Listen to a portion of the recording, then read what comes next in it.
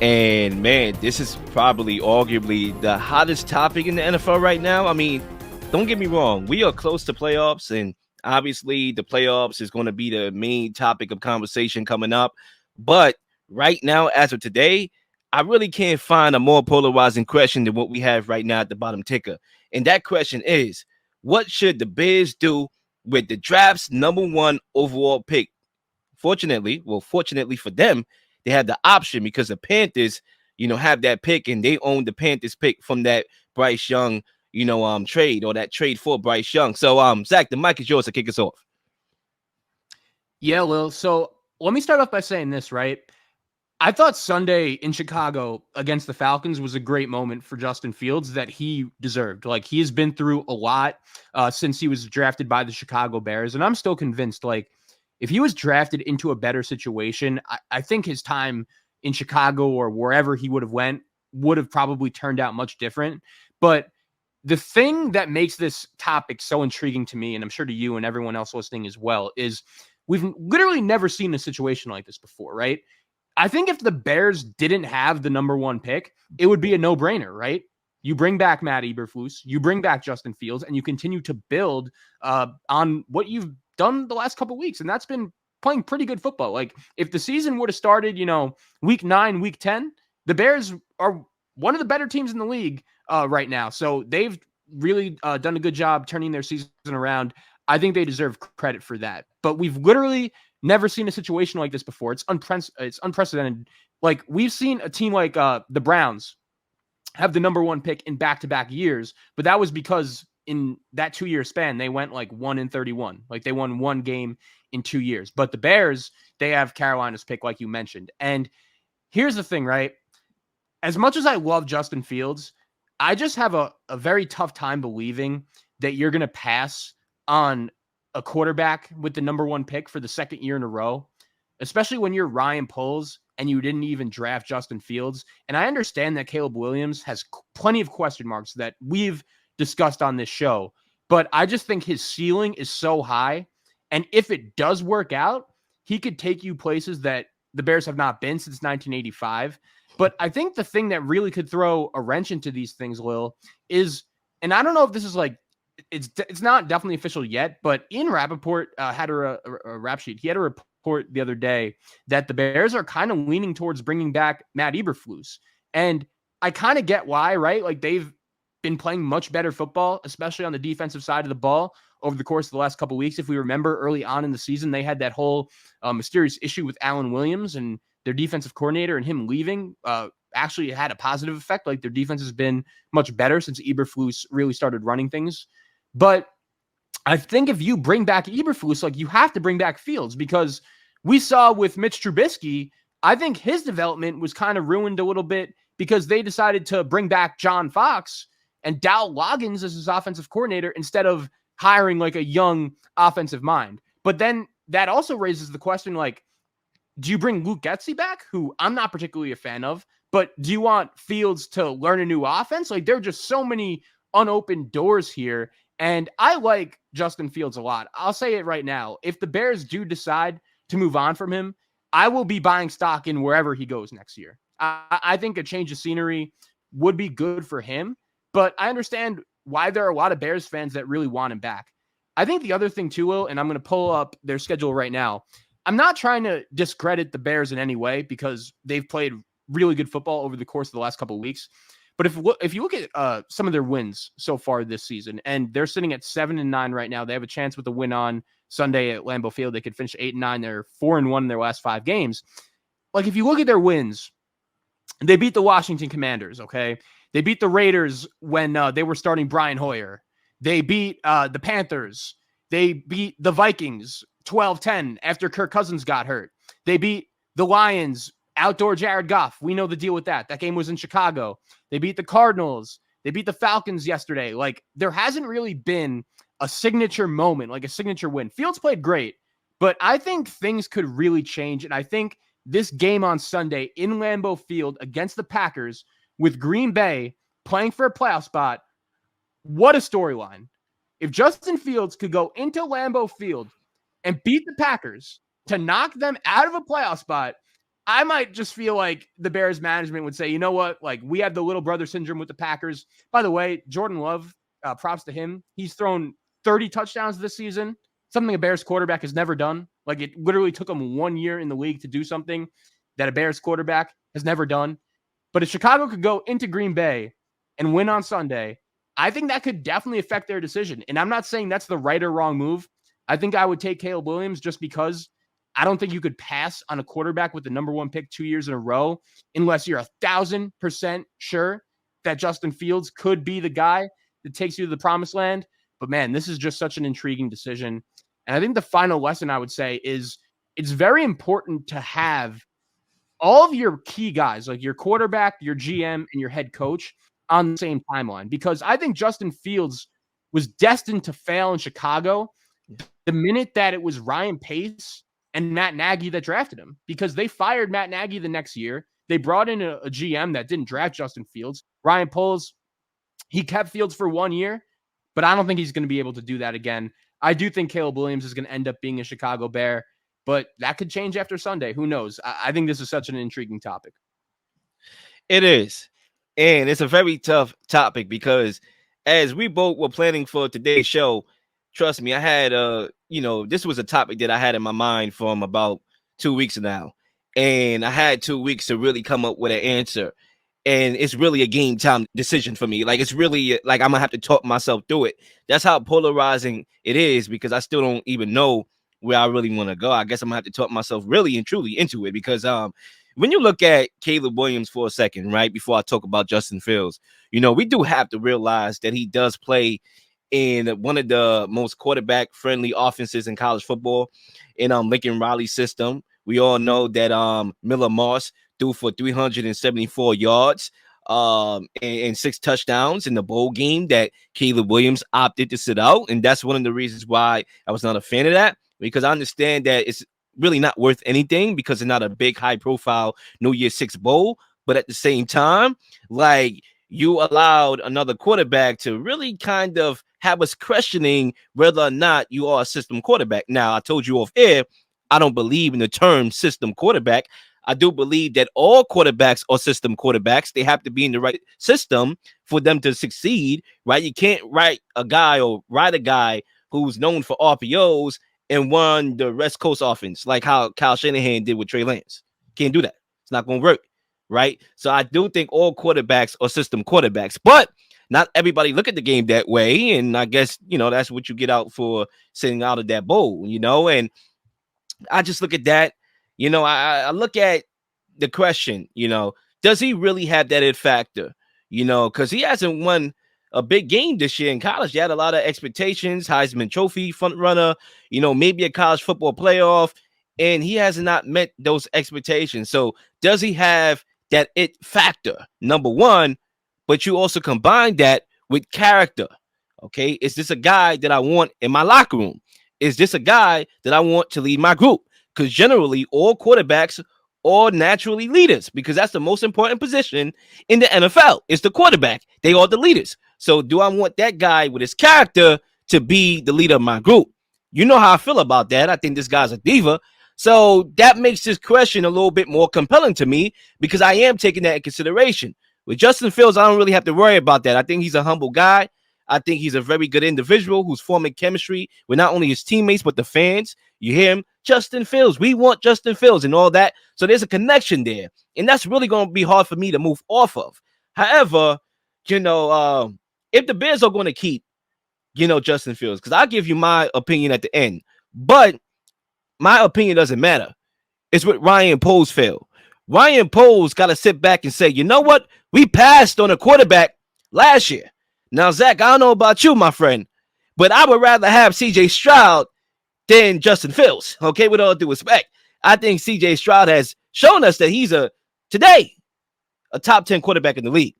I can't really say the same thing about Justin Fields as of yet. So is Justin Fields, has he shown me enough evidence to definitively move off of that number 1 pick again? Because I may not pick it ever again. Well, not ever again, but for the time being. Okay, you have to be sure of that. And if the question is yes, then what you do need to do is invest in Justin Fields. I hate that term, build around Justin Fields. No, you need to invest in Justin Fields. Let me tell you the difference between investing and building around. Okay, because last year they added a lot to the defense, right? They paid two inside linebackers or outside linebackers, two contracts for the price of one that they would have had if they paid Roquan Smith. Literally average about to the same thing that Roquan Smith got from the Ravens. They need to do what the Ravens did with Lamar Jackson this offseason. Not only did they pay Lamar Jackson, I'm not saying that you should pay Justin Fields. The financial part I do want to get into in my second lap, but not only did the Ravens pay Lamar Jackson, they got him a new coordinator in Todd Monken, who is working hand in hand. It's like a partnership with Lamar Jackson. It's not really a coaching. I want you to do that, and I want you to pass, and I don't want you to run, and I'm coaching you out of your game. It's Lamar Jackson. Bring me some plays that you like to run, right? And Lamar Jackson even told y'all that he played the game Madden and got plays from Madden. Okay, and they, doing it, and it's looking like Madden on the field. They blowing teams out. Look what they did to the Dolphins. Look where they are right now as far as seeding. So the Bears need to copy that blueprint. Lamar Jackson is not different, not too far different from Justin Fields. I should actually say that the other way. Justin Fields is not too different from Lamar Jackson. Not too far away, okay? But the changes, the investment in Justin Fields will get him to play close to Lamar Jackson and what Lamar Jackson is. So I think they need to do that if they think he's the guy. Invest in him, get him some more weapons, draft Marvin Harrison Jr., okay? Continue to bolster the trenches of this team and go out there and win the North, which y'all promised to do, Mr. Ryan Poles. We are going to run the North. Don't ruin the North, okay? Run the North. And I think if they believe that Justin Fields is that guy, they need to do that. However, if they don't believe that Justin Fields is definitively, with all the evidence right now, is the guy, if I have to sit back and question, I shouldn't even have to think right now. I should know my answer. If I don't know my answer right now, then you need to go Caleb Williams. I agree, and I think this is where you're going to be going, but the contract definitely has a lot to do with it. Like, Fields is only going to be under contract for one more year. Meanwhile, if you draft Caleb Williams, you have a brand new, fresh rookie contract. And I think the issue with Fields is, like, when it comes to his development, I mentioned it in my first lap, is like, I don't think the Bears have done him any favors since the day they drafted him. This year, they finally got him some help with DJ Moore, with Darnell Wright, second year under Luke Getsy, but they haven't done him any favors. And I feel like if you were to bring him back and make like a Todd Monken-esque move that you're suggesting, that would be his third offense in 5 years. Or 4 years, I should say, right? Yeah, 4 years. 3 offensive coordinators in 4 years. The thing, though, it could work because, Tom Monken and Lamar is working right away. It took a couple weeks, but it's like a match made in heaven. So I guess it all depends on the system and playing to your guys' strengths. But I do agree that sometimes when you do change the offense consistently with different coordinators, it doesn't work. But Lamar Jackson's situation is different. Yeah, I mean, I'm trying to think off the top of my head. What year is Lamar in? This is his 6th year, and he's had 2 coordinators. So, like, that's like the change was needed, right? And I think the change is needed here too. But it gets to a point where I'm worried. I would be worried about Fields just being overwhelmed. Like, man, 3 coordinators in 4 years. Like, that's just not a winning formula. So I think the more I think about it, the more clear it's becoming for me that they should draft Caleb Williams. And I feel for Fields. Like, I think it was awesome that the fans had like the big cutout of his head. They're chanting, "We want Fields." I thought he played great on Sunday against a pretty solid Falcons defense. And maybe if he goes into Lambeau Field on Sunday and knocks the Packers out, that will affect the Bears' decision. But I think, like, man, the Panthers, they have that pick. And they, I don't think anyone expected Carolina to be this bad. Like, I certainly didn't. And they were blessed, like, to have that pick. Number 1, I don't think you could pass on Caleb Williams. And if you do, like, and it doesn't work out, like, that's going to be an all-time regret that ultimately will cost Ryan Poles his job. So I think the more I think about it, they should draft Caleb Williams just because of the ceiling, just because of the possible repercussions. But I'll make myself clear, like, wherever Justin Fields goes next year, if Chicago decides to move on, Atlanta's been a destination we've spoke about a lot. Yeah. Pittsburgh could be a possible destination. Like, there are a lot of options. Wherever he goes, I'll bet on Justin Fields to have success at his next destination. I think he could play, and I think he played very well on Sunday. I think that Justin Fields' progression as well is helping them get trade value for him, barring that they decide to move off of him. So I think the more that he continues to play well. I saw him slinging the rock, in the last game, getting out of a tackle, getting out of a sack situation, a negative play into a positive play.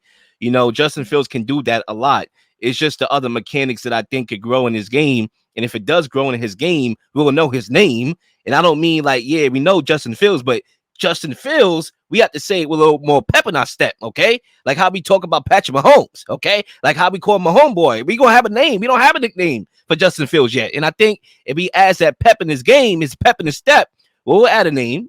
Fields is the Field, whatever it is, okay? We talking about Fields. And I think my last point here in regards to Caleb Williams and what they should do, this is literally my last point, unless Zach, you have any other, takes to bring us home.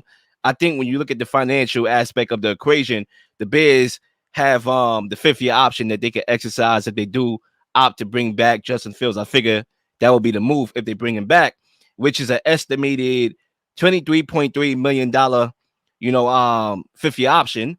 You look at the cap space, it's $67 million. So based on the economics, resetting the position alone is a good thing, because it will give you that flexibility to have a quarterback on his rookie deal. So in closing, what Ryan Poles need to ask himself, okay, don't get caught up with the fans. We want Fields. Hello? You say you want Fields? Okay, I'm going to give you Fields. No.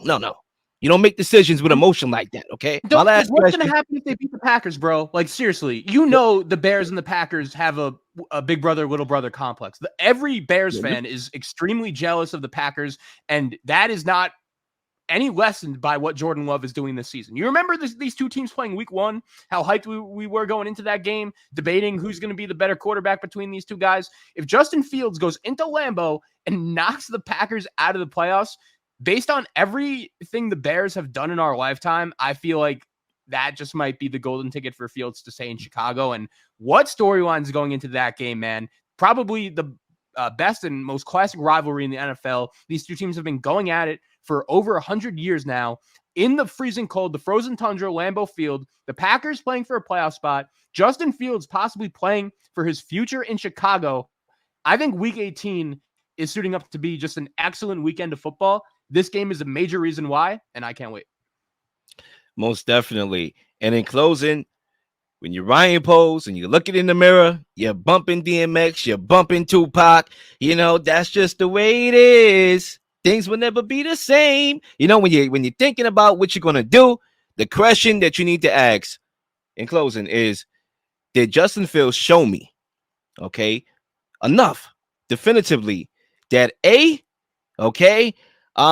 could pass up on a potential generational prospect, and B, I could pass up on the financial flexibility that comes with drafting that generational prospect.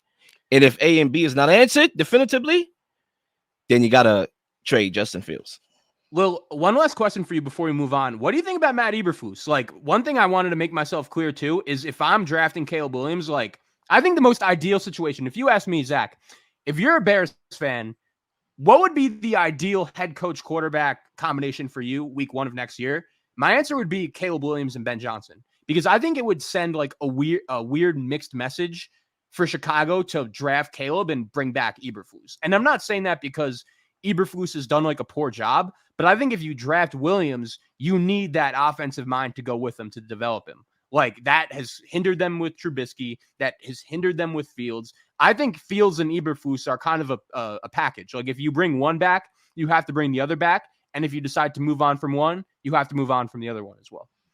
Yeah, I agree 1,000% with that take. I think if you're going to trade Justin Fields, then you should reset the coach as well. Not only reset the quarterback position, but reset the head coaching position, because it would just make sense that when you make a move like that, you are going in a different direction. You are making a 180 to make a 360. Okay. So what you need to do in that scenario, I 1,000% agree. I don't understand the logic behind bringing back, Eberflus. The only way I can understand that is if you bring him back Justin Fields. So maybe that's a sign. Maybe it's nothing. Okay. Maybe they don't know what they're doing. I don't know. You don't know. We don't know. They know. Or should they know? Right? Do they know? But if I am going Caleb Williams, I am definitely going a guy like Ben Johnson. That will be number one, and probably Eric Bieniemy as a backup. I would definitely get him an offensive mind because it's time to have a quarterback to throw for 4,000 yards in this franchise. Please like and subscribe for all the up-to-date content. You've been slinging shows left and right, slinging content left and right. Please don't miss anything. If you do, like, subscribe, leave a comment, or leave a question, something you may want to answer, something you may have. All ideas are great ideas. Nothing's a dumb question.